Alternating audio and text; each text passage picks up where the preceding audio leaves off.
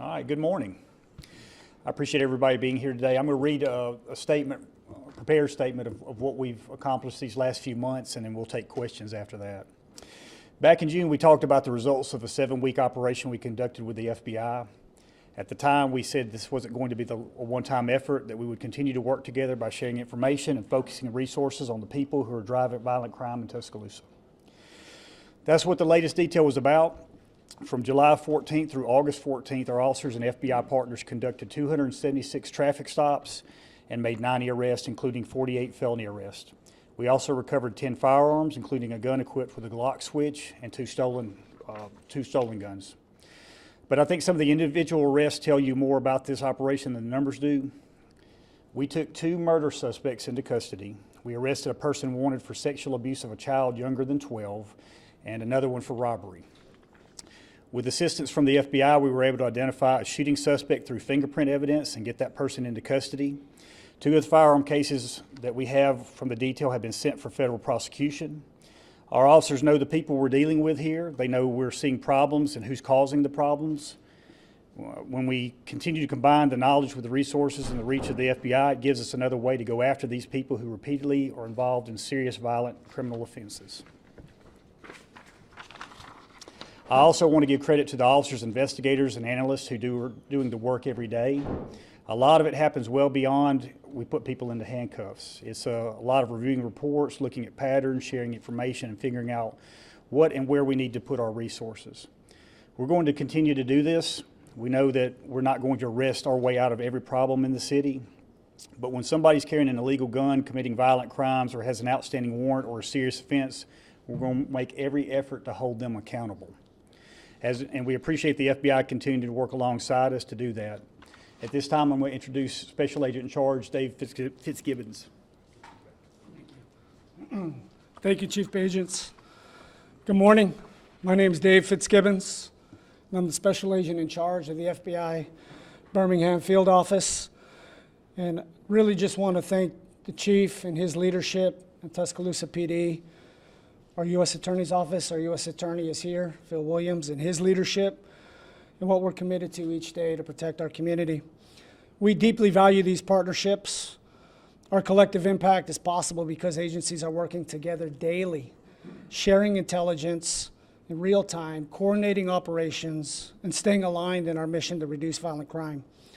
The FBI will always stand shoulder to shoulder with our partners to protect the community and crush violent crime. I will say this to the violent offenders. I want them to know we're not slowing down, we're not backing off, and we're not giving them space to operate. In just 1 week, we're going to have hundreds of thousands of people pouring into this city, right, as we get ready to kick off college football. And the FBI, alongside our partners, led by the Tuscaloosa Police Department, doing everything we can to protect this community and keep citizens safe and have a good time. He talked about the impact of this operation. It's significant. Removing violent offenders from the streets and firearms and Glock switches. And the spring surge, Chief Agents touched on, made one thing unmistakably clear. These partnerships deliver results. It's armed us with momentum, to intensify our efforts and continue to surge resources. For the FBI, y'all have heard me say this before, our surge is part of a national initiative called Operation Summer Heat, led by our director. All across the country, we're surging resources to combat violent crime in our communities, and the impact's been tremendous. Over the last 2 months alone, Operation Summer Heat nationwide has over 4,000 arrests and 1,500 indictments. But more importantly, locally, here in Central and North Alabama, the FBI and our partners have made over 600 arrests and recovered over 200 weapons. And one of the things our director has done that it has a direct impact in this community and communities all throughout Alabama is he's surged agents and analysts from the National Capital Region in Washington, D.C. with the FBI to field offices across the country. And our FBI Birmingham field office has benefited tremendously from this, but more importantly, our communities have benefited with the resources.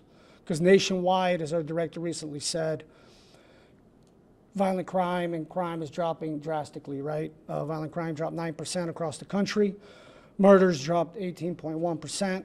And these reductions are a reflection of the strength and collaboration of law enforcement at every level, including right here in Tuscaloosa in the Northern District of Alabama.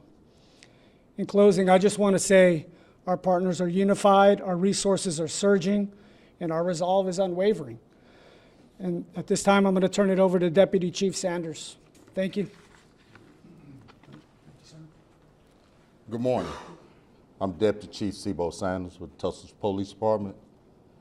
The past few months, I headed up a group of fine men and women of the Tuscaloosa Police Department. We focused on gun violence and the violence among our community.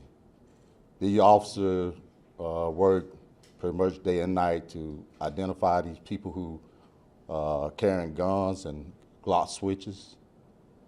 Among those were 2 murder suspects that we took in custody. With the help and the partner of the FBI, we was able to make sure our streets was safe and clean. Our kids can have a good summer and enjoy their summer vacation. And with this partnership, we're gonna make sure that Tuscaloosa is safe, the streets are safe, our schools are safe. And thanks to Chief Michael Bajans and our DA Hayes Webb, we are getting the prosecution that we needed. So we're looking forward to do more of this in the future, and to be able to make sure that our citizens and our people here in Tuscaloosa are safe. Now, at this time, I would turn it over to DA Hayes Webb. No, you know, okay. At this time, we would take, you want? Okay. Turn. Thank you. Yes, sir. Morning, I'm U.S. Attorney Phil Williams, the Northern District of Alabama. First of all, I want to congratulate the combined effort. Operation Summer Heat nationwide has been a big deal, and I love seeing it continue right here in our own backyard in Tuscaloosa. I will tell you that this is what I would call a united front. You're looking at local, state, and federal partnerships in what it takes to make our streets safe. It's directly in line with the administration's efforts right now under Operation Take Back America. And I do believe that one of the best parts of this job is standing up in front of you, being able to announce success stories. You know, too often the clickbait we see on the news are the things that are the negatives. What you're looking at right now are the positives. You're seeing the men and women in blue from every level of law enforcement, the district attorney and the U.S. attorney, both our offices prosecuting as needed. And I will tell you right now, we're going to continue on. Looking at this united front, I just want to point out a couple things that we have right now a great team at the U.S. Attorney's Office. The Northern District of Alabama is staffing up, and we are leaning forward. Over 100 staff right now between our offices in Birmingham and Huntsville prosecuting crime across 31 counties on the northern half of the state.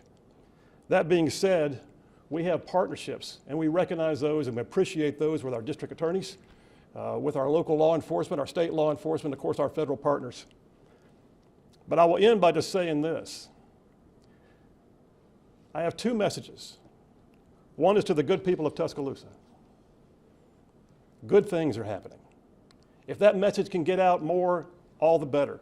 To the people of Tuscaloosa, good things are happening, and this is an example. But my second message is to the criminal element in our streets right now. I will just tell you this. The men and women of blue will arrest you, and one of our 2 offices will prosecute you, because safe streets are a part of quality of life. Thank you very much. We'll open it up for questions. Chief, on Anthony Jones, is he connected to a murder locally or outside of Tuscaloosa County? I think that was the one outside. Yeah, he was, I believe, Hale County, but Hale County, yeah. outside of Tuscaloosa. And you don't have to go into details, but do you know a summary of both of these cases? Who they're involved in, anything like that? well, let me just say this. Most of our, the arrests that were made were conducted off of traffic stops. Officers or investigators being in specific areas, looking for specific people. So, you know, without going into detail on each one, that's generally how most of this was accomplished. Chief, if I can ask a question about those traffic stops, 270 in 30 days, it's 9 traffic stops a day on average.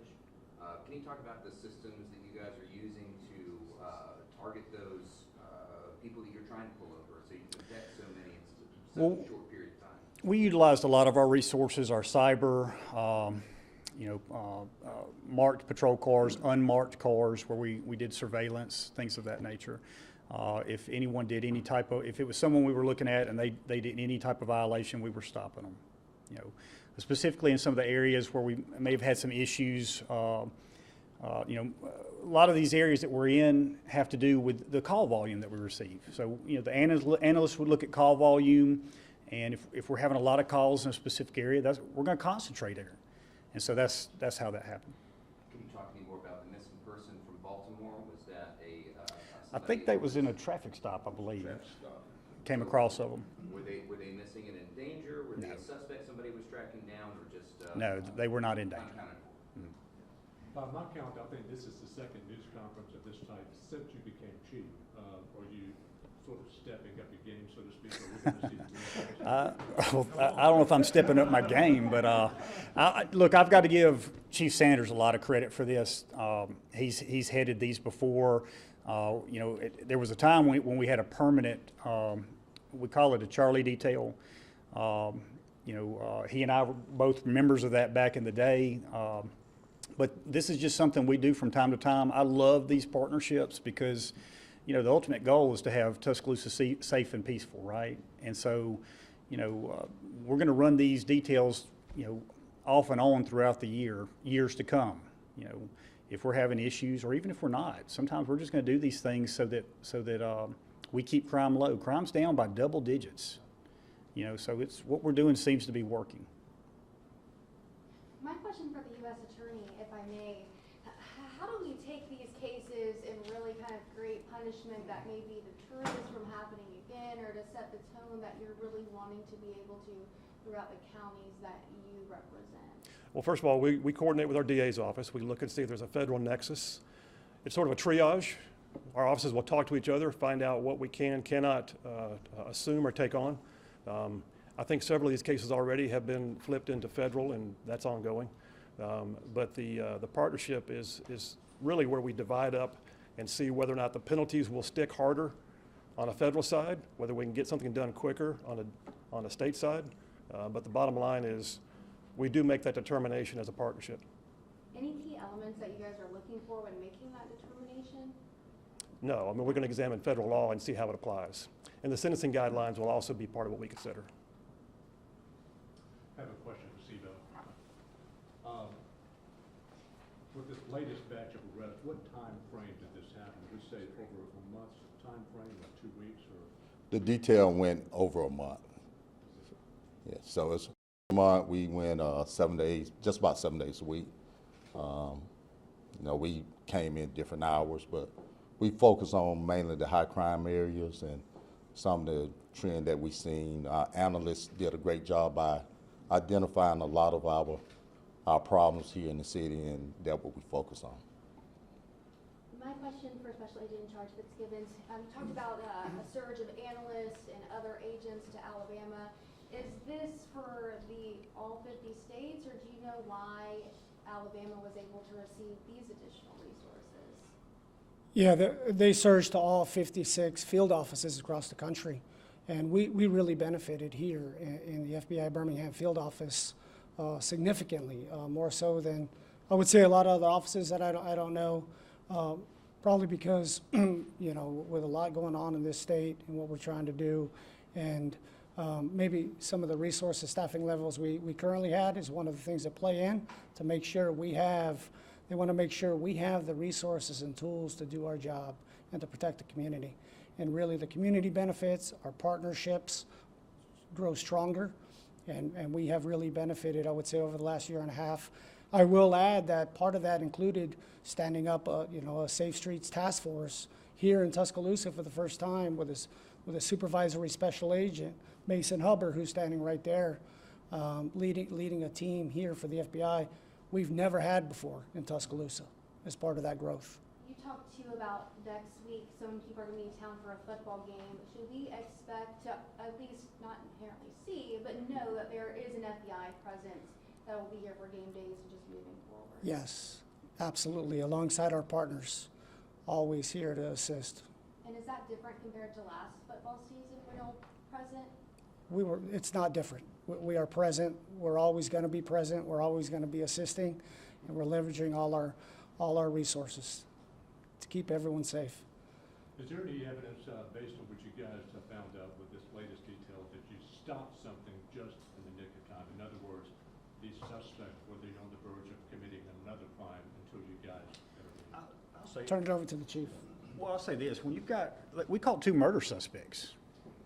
I mean, yes, then, I would say, you know, taking them off the street is huge. The suspect we took that was a sexual predator for a child under 12, those are great, you know, and that's just three of the ones we highlighted.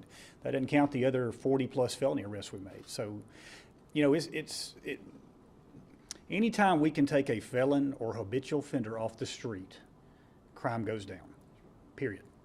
You know, there's stats on it, there's been studies on it, but when you have someone that commits crimes, you know, I can't imagine how many of these crimes go unreported that we don't know that they've committed. You know, when you've got a felon out on the streets, they're committing daily stuff. So yes, I think so. I don't know if that answered your question or not, but anything else? The release cited 90 arrests. Was there sort of a most common charge, especially given Drugs and guns. Drugs and guns, and especially given that just carrying a concealed weapon without a permit is no longer a crime. Right. It's mostly felons. who are Felons. forbidden. Certain persons forbidden. You know, we had I would say guns and drugs. No, there were several warrants that we recovered or took into custody. People out, you know, failed to appear for court, or either had warrants out for their arrest. So, you know, those kind of charges also. Is the 90 on the upper end in terms of the total arrest that you normally make during the detail? Was that an average? It just depends on how long we go. You know, we did this one for a month. I think the last one ran for a few months. You know, the numbers were a little bit higher then, but it just depends on how long we run a detail like this. So, and oh, go ahead. I apologize, you keep going. I was just going to say, you know, what we do when we staff these things is it's officers from all over the department. It's not just patrol division. You know, we have, guys assigned to the FBI task force. We have investigators from CIDs, investigators from narcotics. We have, you know, just throughout the entire department. So it's a combined effort. They work these details for a month or so, and then they go back to their regular assignments. When we talk about guns and drugs, are we looking at this from the perspective of maybe had a little bit of marijuana on them or some type of controlled substance, or mass amounts that they're trying to move and sell? It ranged. You know, it ranged. You know, a lot of those felony arrests that you see, those are felony drug arrests. I'm sure there were several cases of misdemeanor possession, but most of them are going to be felony related. How does partnering with the FBI and using their technology resources, like how it talks about the fingerprint scans and stuff like that, how does that just speed up investigations and help y'all apprehend?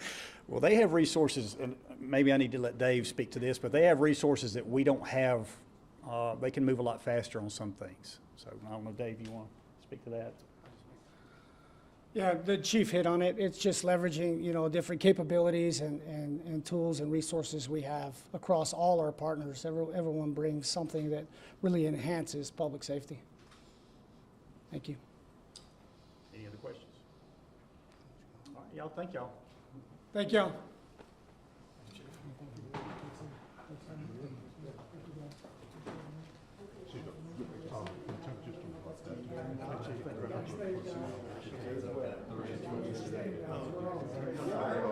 Yeah,